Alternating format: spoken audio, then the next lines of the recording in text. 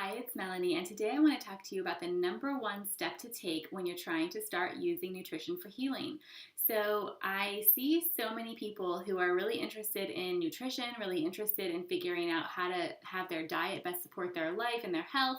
And of course, like the biggest question is, where do I start? There's so much information out there these days about diet, about how to use supplements, about different exercise routines, and this just can be overwhelming. So I definitely find that the level of resources and knowledge and information that you can find online especially is super helpful, but really you need a direction before it becomes helpful. You need to know what you're looking for, what applies to you.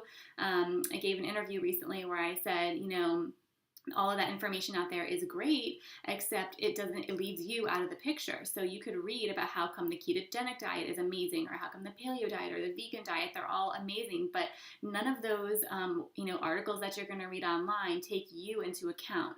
So that's definitely something that's really important, is not just to be following along something that sounds really great, but to really understand and know what's really going to work best for you. So that comes back to, where do I start? And I think that's one of the main things that I help people with. It's not always, telling you something that you didn't already know. A lot of people know basic things about what they should be doing to stay healthy, or they know, that they should be on an anti-inflammatory diet if they have an inflammatory condition. But people then will say, well, what does that mean? Because, everyone says different things, fall into that category. So it can be so overwhelming. So the first thing that I do with my clients, and I would say, this is a principle that really does apply to everybody, is I try to remove obstacles to healing. So if you're currently eating something or doing something that's actually contributing to your symptoms and contributing to you feeling sick or fatigued or in pain or whatever your symptoms are, or something that could be contributing to an underlying cause for your condition. So if your condition is inflammatory in nature, like we're talking about, then you want to make sure that you're not doing anything to contribute to inflammation.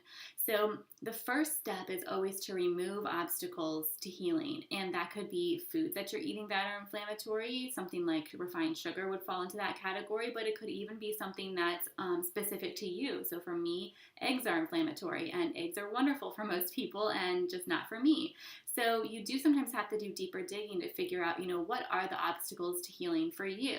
Because you can, start eating tons of vegetables, which would be great, or you could, start taking some supplements that are recommended for your condition, start a great exercise program. But if you're still doing something that's contributing to the root cause of your concerns, then you're not really going to be able to gain any traction and get anywhere. So I do have clients who get frustrated with not seeing results after we remove obstacles, if we remove inflammatory foods.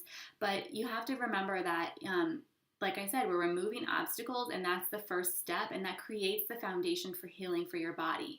So you take it in a step-by-step manner, and sometimes that's all you need to do is remove those healing obstacles, and that's enough. And sometimes there's something else deeper going on, and we need to be able to figure that out. But when there's 6 or 10 or 1,000 different variables in the picture, you really can't dig down and figure out what those other things are. So take it step by step. And where to start is with removing obstacles to healing. And in my book, that starts with removing inflammatory foods. So I hope that was helpful for you. If you have more questions about how to get started with nutrition and how to figure out what's the right thing for you, then definitely leave me a comment or send me a message. I'd love to help you figure that out. And I'll see you again in the next video.